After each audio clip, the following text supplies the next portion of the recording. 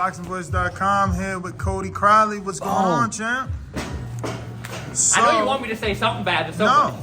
No, not at all, not at all. But since you guys think you beat everybody, obviously you know, everybody's new. Aren't you in the wrong sport? Everybody's. If you think you can't beat somebody. No, and that's good. That's good. That's why we want to talk about the next hypothetical fight. So I can sit here and talk for months or years about fighting someone, or we could just fight. Let's just fight. I mean, that's how these fights happen. You know, it got to be build up. No promoters putting anybody in there without build up. But you are active, and it seems to be very active to the body as well. How would that play out? That'd be a nice bag of popcorn for you to sit down and watch. You know, it's no rumor.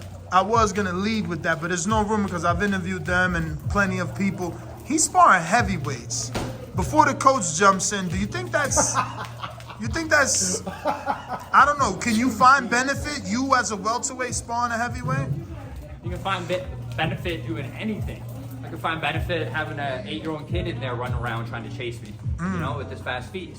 So, shoot, whatever he thinks he's got to do to win, all hats off to him. But That being said, Coach, would you ever, or have you ever let Cody and Rob Safar spar, who's a cruiserweight, damn near heavyweight?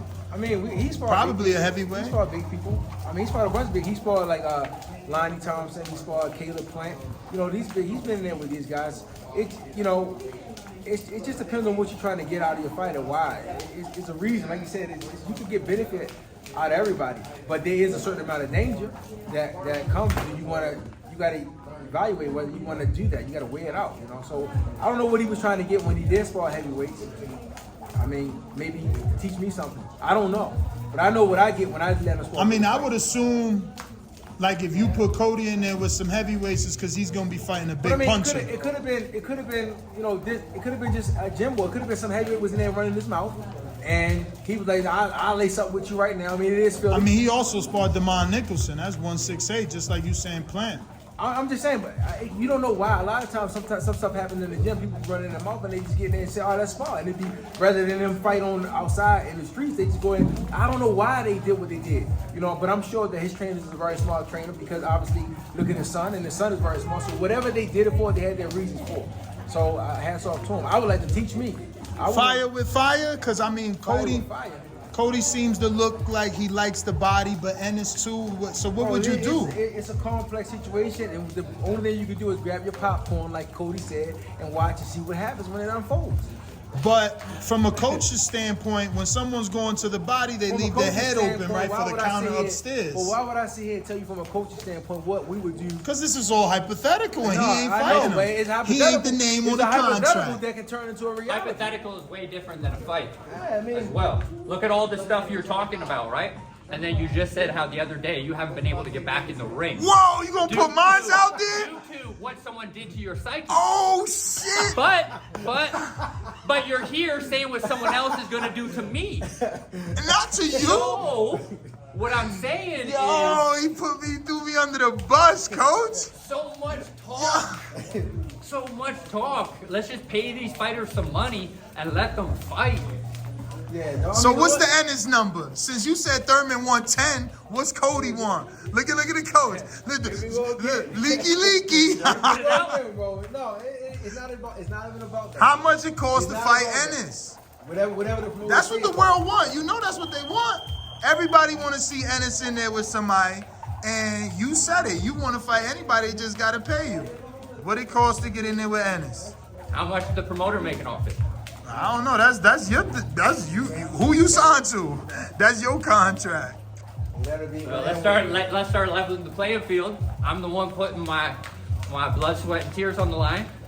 So when it comes to the point where it's an even exchange, I'm all in. So hypothetically, that fight gets done. Keep saying this hypothetical. Cause hypothetically, the fight gets done. The money is right. You beat him. Do you now think that you become avoided because you beat the guy that everybody was afraid of? Guess what? Probably because I won't come on the camera and talk shit about anybody else. they'll probably just try and forget about me, even though I got the title. Cause that happened to Lonnie B, right? Like he beat Uztategi, and nothing ever came from it. Yeah. So you know you can end up beating a tough guy that people think is a boogeyman, and then they afraid of you now. Do you see that, or do you think no, his hype is so big that you'd be forced to get that popularity? I think I'd have to get the popularity from it. But it don't And mean shoot, you I'd be in a position where I think I get paid what I deserve to get paid, and as long as that's fair, I fight 4 times a year, 5 times a year. So line them up. Yeah, that's definitely not happening 4 times a year. You got to go back to being a prospect to get that shit off in this sport. I think that they need to do like Where's the tournament? family. Don't forget to hit that like button. Subscribe to the YouTube channel. Help us get to that 1 million subscribers. We're on the road to 1 million. And obviously, we have other great content on our Patreon channel. So since this video is over, head on over to our Patreon and check out all the exclusive content or right here on our YouTube members.